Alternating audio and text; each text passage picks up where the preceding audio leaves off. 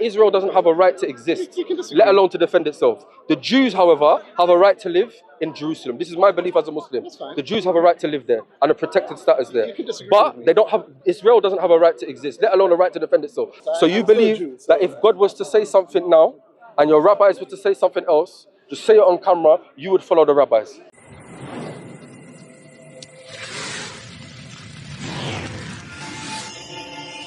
The wiping out of those 7 tribes from the land, would that be considered ethnic cleansing? Yes. So just on record now, you believe you are, because our religion doesn't have anything like this. Absolutely anything like this. No matter how much people pay billions and billions by the media to make Muslims look bad, we have nothing like this. Killing babies. Hang on. Allow my point. Allow my point. Just say it on camera now that your religion allowed or allows for genocide and ethnic cleansing, Yes. and you're the only religion that I'm aware of that has that as a tenet of faith from your 613 laws. No, it's not tenet of faith. It's one of your 613 laws. One of the laws, Yes. Yes. So genocide and ethnic cleansing. Why? Because it was ordained by God. Yes. Okay. And and how can you demonstrate this? It's in the Torah. Yeah. And how can you demonstrate that the Torah that you have, what you claim to be the Torah, how do you demonstrate that it goes back to Moses? I don't need to. You don't need to. I don't need to prove Your my claim rabbis to say you. that, and that's it. I can, but I don't need to prove my claim to you. What's the point? No, because if you want to kill, let's say I'm a descendant of Amalek, and I'm standing in front of you now. Am I killing you? No, because you don't know if I'm a descendant of Amalek. Look, you have tassels on your corners. Yes. Yeah. So you stick to the 613 laws. Yes. If I said I'm a descendant of Amalek and I was able to demonstrate it, what would be upon you to do to me? Also, not necessarily. It's Don't go and say it's metaphoric. It's literal. No, it's literal. No, hang on. Literal. I didn't say it was metaphoric. Yes, it's literal. You wipe out the seed of Amalek and you erase his memory. It is literal. Yes. However, there are a lot of caveats within it, so it has to be. It's generally most scholars accept that is in the land of Israel when the Jews have the power, when there's a Jewish king. Yes. Which we don't have at the moment. So for a single Jewish person, it actually wouldn't matter. However, yes, that is one of the laws in the Torah. You don't have to go to Rambam. That's fine. And to smash the baby's head against the rock as well. No, that is not a that was the commandment. That was given to Joshua, though. No, that was actually what also in Psalms King David says. Yeah. Yes. To smash the baby's head against the rock and not feel no mercy. No, vengeance is a great thing. When people, on the baby. When someone rises against the people of God, yes, we have to take vengeance. And smash the baby, smash their babies. Yeah, smash their babies. Can you see any parallel with what was happening in Gaza today and the commandments that you have? No. You don't see that these same laws are being invoked? No. You don't see that? No. Amalek, we will destroy Amalek. Netanyahu said this himself. Yes. This is the language that's been fed to the idea of soldiers. Yes, it is. Don't lie. This is you told me earlier. Google it. I'm going to Google it now. Don't say don't lie. I don't lie. But maybe you're misinformed. I'm not misinformed. Maybe I think you are, because I've seen it clearly. You have generals. You have people claiming that, listen, this is Amalek. We're going to wipe them out. Netanyahu himself says this. Maybe. What do you mean maybe? No, everybody's seen this except for you, and you're telling me that you're correct. I'm not saying anything. What you're doing is like you have to do. You're not allowing me to finish. Go on. That's what you're saying. Yeah, go on. No. Now you're being rude, mocking me. Go on. No. Let you finish. Go on. What Netanyahu did say, yes, he invoked the biblical verse. You should wipe out the. And who's mentioning that biblical verse? Wipe out the seed of Amalek. And he applied it to who? Hang on, you're not angry. Go on. Arguably, you could say about what I think he meant was Hamas. However, that's not policy. That is just rhetoric in a speech. This is the rhetoric. This is the same thing that George Bush said, we're going to go on a crusade to Iraq. This is the language that the people are using that's in the back of their minds when they're fighting. So this is the language, whether you say policy or not policy, this is all semantics. This is all semantics. The enemies of the Jewish people. I mean, I said that before. Listen, what do you mean enemies of the Jewish people? I said that before. The Jews lived in Palestine way before the Zionists entered.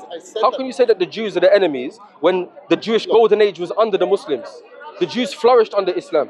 I said that before. Anyone who rises against the Jewish people, it is the moral duty of the IDF to wipe them out completely. You have no right. You have no right.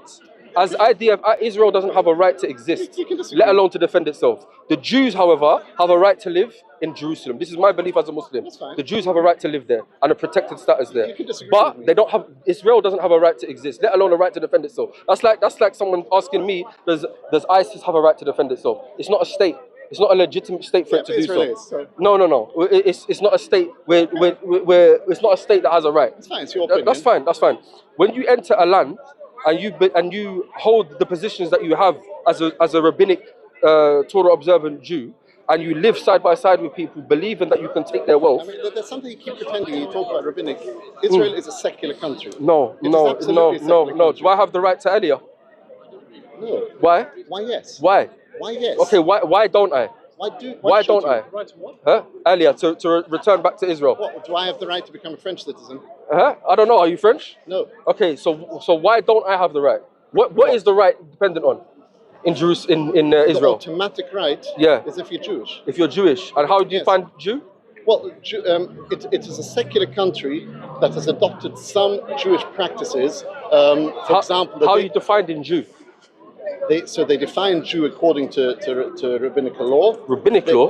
Hang on, it's a secular country, but for their status quo, for their base laws, they've accepted a few Jewish ideas. Really, The right to be a citizen in Israel is dependent on you being Jewish. No, it's not the law. Hang on. The definition. The automatic right. Yeah, the automatic right. That's fine. Automatic right. You can become a citizen. No, fair enough. The definition of a Jew, okay, you have two claims, a historical claim and a religious claim. The definition of becoming a Jew, all of the historic claims go back to a religious claim. What is a Jew? Where did you get the definition of a Jew? It's from the Torah, from the Tanakh. Yes. It's religious. But it's still a secular country. So you're using secular when it suits you, but you're based on religious definitions. It's a completely secular country. People like Ben Shapiro have mentioned this. We are religious Jews using secular arguments for secular people. No. So listen. Israel is a complete secular country. It was founded by secular people. Based upon religious definitions. No. Yes. Religious definitions. The right to return is based upon a religious definition. A Jewish state, what is Jewish is only based upon religious definitions. So this discussion, this is why I differ with my like people when they argue with Jews. This is not a political discussion. This is not a discussion on secularism or this country or that country. It's a religious discussion. No, it's not. It's a religious discussion. It's a secular country founded on secular ideas. Using religious definitions and religious premises. They had to use some kind of definition. And there was a lot of argument, debate at its inception. For example, when the day of rest is going to be, what the symbols should be, what should define a Jew, etc. The various things that were that. And what did they look to? Well, they looked for a lot of them. They looked at where did they look to? Where did they look to? They looked to history, to precedent, to the many Jews who came there, and after lots of back and forth, it was decided that these kind of ideas, who is a Jew, day of rest, and some other things are going to be decided by what the religious law. However, these are just these things that were set at the time as the definition of a Jew.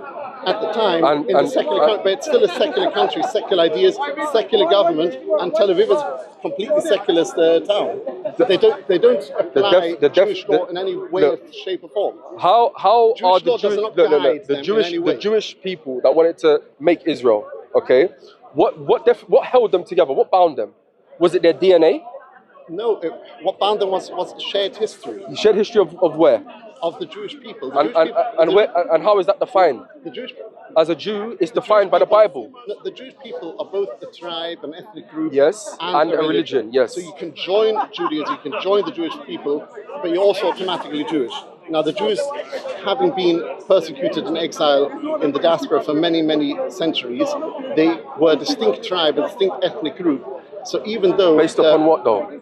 Well, actually at that point, for the vast majority of the founders of Israel, just based on their ethnicity, just based on their tribe. Well, how was the tribe defined? No, they were defined by the non-Jews. They're defined as belonging, as having been born from this group. They weren't Jew. They're not religious. How would they define themselves? How would they define themselves? The parents were religious. I know. But they used religious definitions. No, they used religious definitions. They used the definitions that all the other nations used. Someone put it really Germany good. Said you were born even from a Jewish father, which is not in the Torah. Nazi Germany used birth and this is how they were seen by all the other nations. Was it So like a grandfather or something? Like you could have one grandfather and you would. that was in Nazi Germany, but that is not under Jewish law. But no, but in So they were seen as Jews by all the other people. So therefore they saw themselves as Jews. But how did they define themselves? Again, they defined themselves as Jews because they were seen as Jews religion. by everyone else. No. No. Don't try and tell me that. I am trying to tell you. No. You don't want to listen, that's fine. That's fine. I'm not listening to that. No. Great, I'm telling you now that the definition of a Jew was coming from the mother, okay, was based upon religious law. This is how you know who's a rabbi, who's a Levite, and who's not. Okay? Levites from the father. Okay, but you know who the tribes are. The tribes are from the father. okay, but the Jewishness is from the mother. Yes. Exactly. But you know your tribes, you know your Jewishness. Hang on.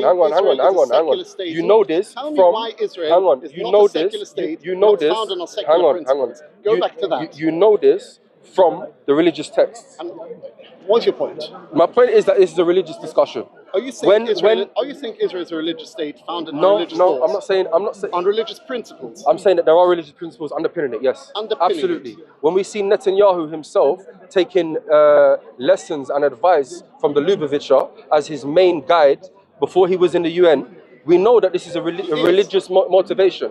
This is religious motivation. When he quotes Amalek, which is found in the Bible, knowing the 613 laws, one of them is... When he quotes a biblical hang on.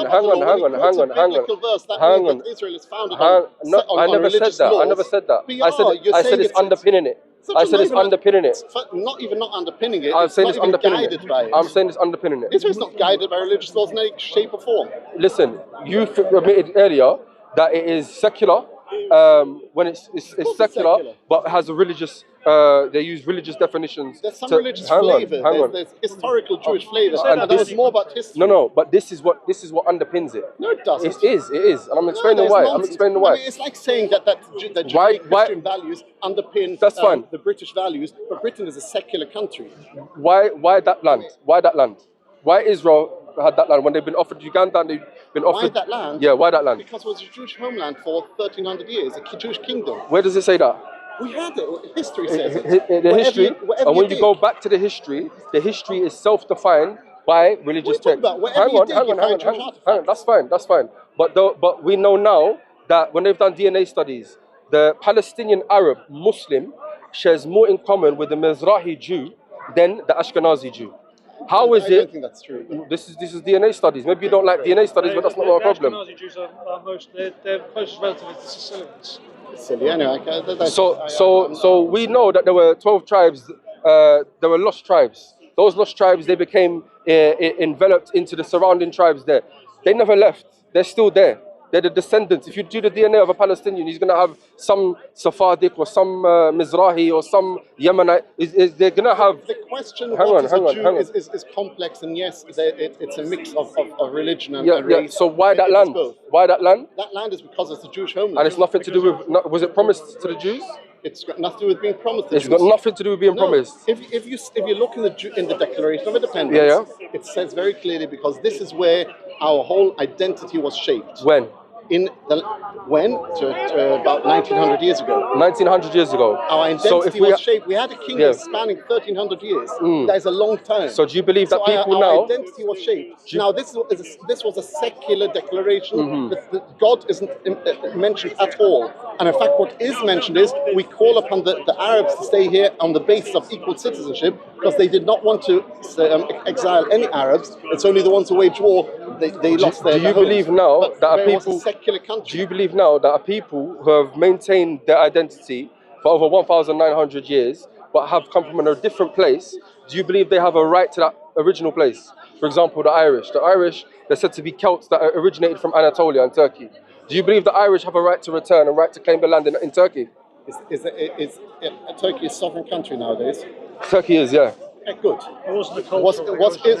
Huh? It wasn't cultural. It was genetic. Yeah, but why does it have to be cultural? Why does it have to be? Because that's what the whole point of the Declaration. Also, hang on. How? If the Irish, I'll tell you. If the Irish, their Celtic origin, that Celts is said to come from Anatolia. Celtic is not one group though. No, that's fine. But they're said to migrate through Europe from Anatolia Do they have a right to go back to Anatolia? It's not just Anatolia. It was actually also north of Forget the semantics of it. Do they have a right to go back to Anatolia? No, that matters if Is they're going Turkey not in Anatolia. Turkey That sovereign? matters. Do they have Anatolia and everywhere else on the way? Is Turkey sovereign? Well, again, it's not their culture, so no, I would say no. Is Turkey sovereign? Is Istanbul sovereign? Is Turkey Is sovereign? Istanbul on it? No, sorry. Is Bodrum sovereign? No idea what that is. Bodrum is one section, one area of Turkey. Does it belong to Turkey? It belongs to Turkey. Okay, is Turkey a sovereign country? Turkey sovereign. Great. Palestine wasn't.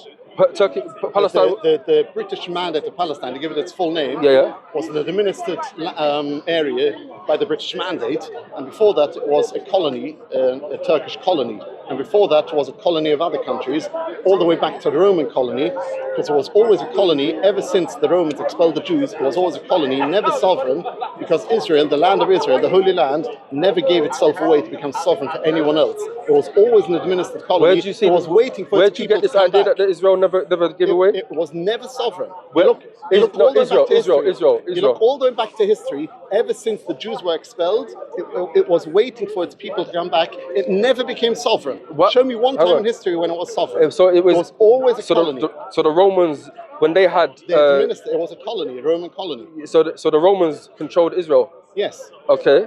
That was a Roman colony. Okay. It never became sovereign. No other nation ever made its place there. It was always a colony of someone else. That's not true. Yes. The Kingdom of Jerusalem during the Crusades.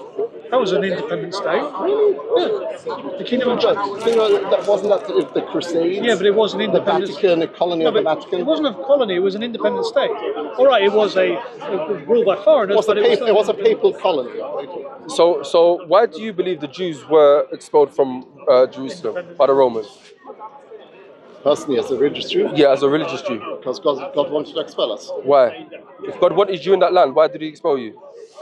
What have you done? What did you do? Between us and God. What do you mean that's between you and God? You're expelling people from their land and taking their land back? Yes, you are. Yes, you are. Huh? Israel as a state that you're defending. Expelling who? The Palestinians. What do you mean? No, don't do this. It's happening. It's happening. There's listen, what's known doesn't need to be said. What's known doesn't need to be said. What's known doesn't need to be said. I'm not even entertaining your semantics. You're doing a lawyer stuff now. No, I'm not. What I'm saying to you is this. No. So no, there's no fool. Why were you expelled from Jerusalem? It's irrelevant. Why? It was God's will. What was it? It's irrelevant. Previously, when you were expelled from Jerusalem, what had happened? Was there some sin? It's irrelevant. Was there some sin? Of course there were sins. It's irrelevant because this is where the crux of the matter is. Not really. The land that was given to the Jews was under the condition that you serve God alone and you submit to Him and you do not sacrifice your children, you do not sacrifice the false deities, and you put God first. What happened? The rabbis came, the Jewish people, they committed child sacrifice. Every time a prophet would come to them and say, stay away from child sacrifice, they killed the prophets. Okay, like Amos, like Isaiah, like I can't remember. There's a few other ones as well. Every prophet that came and told you stop doing child sacrifice, you killed. And I will go on record and say, and demonstrate that if needed. But yes, correct or not is irrelevant. That's the reality. Then what happened? You began to take your rabbis as lords. You have in your Talmud the tandoor of Akhnai. You know what I'm referring to? Tandoor. The tandoor of Akhnai, where the rabbis said one thing and one rabbi alone said something else, and the bat call, the voice of heaven came down and said the truth is with that rabbi. The rabbis here said it is not in heaven, it is with us. Yes. So you believe that the rabbis have the authority to legislate law, and that God has no say in the matter. So if now, hang on. That. So if God now said to you, if God now revealed to a prophet somewhere and said, I am the prophet of God, He gave you signs and miracles and wonders and all the evidences He needed to demonstrate that He is a true prophet of God, and that prophet said to you that this is the law from God, and it contradicted the belief of the rabbis, who would you follow? We know, but I just want you to say. It was absolutely, if a prophet went against the Jewish law, which and by that rabbinical includes rabbinical law, yeah. That in itself is proof that he's not a prophet. Okay, and then when I asked you earlier, proves he's not a prophet. Okay, and when I asked you earlier, what is the proof that the rabbis have the authority? What is your proof of your Talmud going back to Moses? It's Then you said irrelevant. So this is the issue. It's not relevant to you. It is relevant to me. Not really. It is relevant to me. Why? Do you want to become Jewish? No. Think of converting? I'll tell you why. It's not relevant. I'll tell you why it's relevant. Because when you claim something that is true as God would want it, you need to have proof. In your scripture, it says, I'm pretty sure hang on, that Israel is not claiming ownership. I'm not talking about Israel. I'm talking about, remember, I'm talking about me personally. I as a believe- religious Jew. I don't need to defend Judaism to you. You don't need to defend it, because if you did defend it, you would have no leg to stand on. I do, but I don't. No, I you have don't no need leg to. to stand on. I know it. Don't tell me it's an assertion because you don't know what. That's Look, what you believe whatever you want. You might have evidence. no, that's but until fine. you That's present it, fine. that's an assertion. I've looked at the evidence. The main evidence is for the belief that the Talmud and the Torah, the oral law, the halakha is from God. And it comes down to a few chains of transmission that they have. One of them is called the Pirkei Avot, the ethics of the fathers that they have. Who wrote the ethics of the fathers? I don't know. You don't know? not Jewish. I'm sure he doesn't know. That's fine. I'm not saying you're Jewish, but I'm saying no one knows who wrote it. Okay? So now we have. We all know.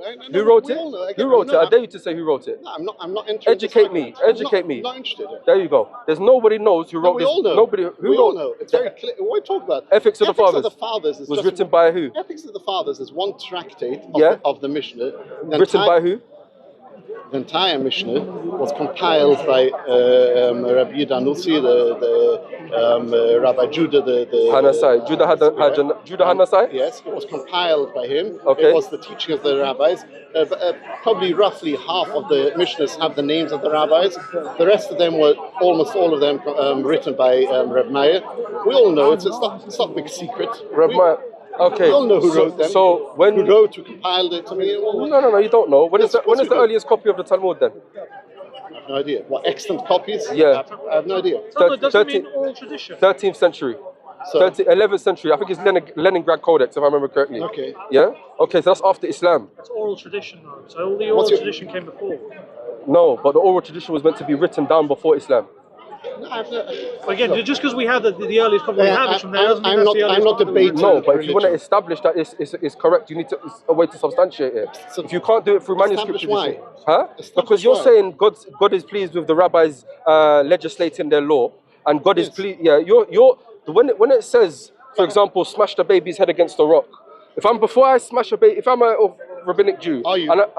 if I'm a rabbinic Jew and I'm going to smash a baby's head against the doesn't law, say- I want to know that that's from God. That's not saying the Torah. Smash the baby's head against the rock and do not say feel in the mercy to Torah. them.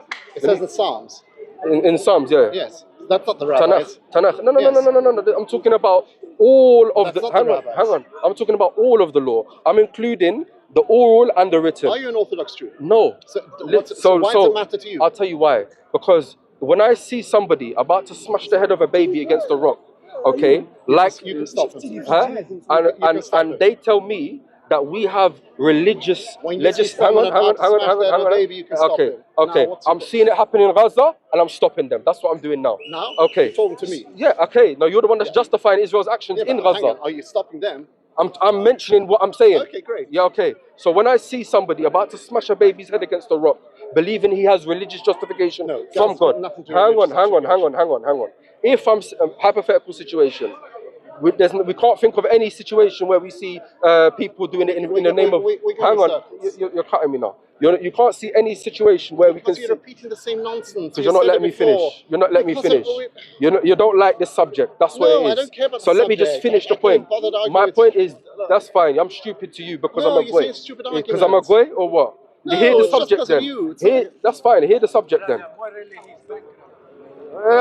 Absolutely. So when I'm seeing a person smash the head of a baby against the rock, and he believes he has religious justification for him, and I ask him for where's your chain of transmission, for how do you know that this is from God? How do you know this is from David? Or how do you know that's from Moses? And he tells me, we have a chain of transmission in the Talmud. This is just passed down from our rabbis. That's what I'm picking up.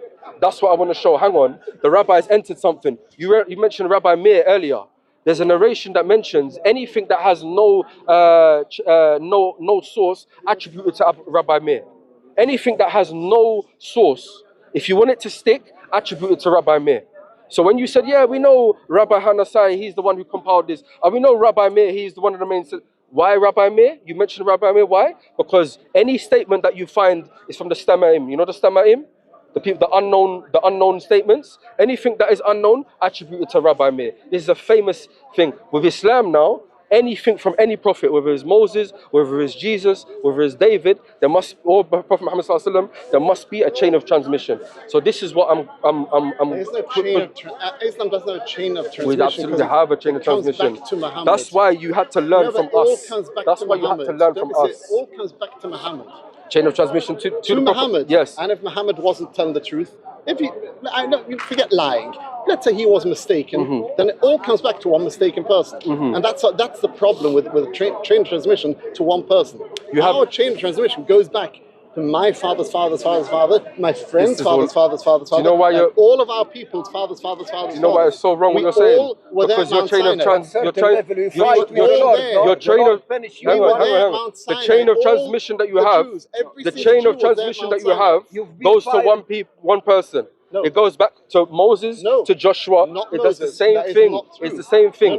That's why you have the Zugot. At Mount Sinai. Hang on. That's why in your chain of transmission, in Pirkei Avot, you have the Zujot, the pairs. You have Shimon the righteous, and you have another one. You have Rabbi Ben Hay and Rabbi Ben Hagag. You have these two people. So you have two people in a chain that we don't know nothing about, and you're saying all these people at Mount Sinai. No, you don't have all these people's transmissions at Mount Sinai. Your point is that you believe Islam. The point is that it's not about that. I'm critiquing you. Exactly what Allah mentioned in the Quran. You've taken the rabbis and monks as priests and lords besides Allah. So you believe Islam. So you believe that if God was to say something now, and your rabbis were to say something else, just say it on camera, you would follow the rabbis. Just say it as they did in the Talmud of Akhnai. No, you believe in the Talmud.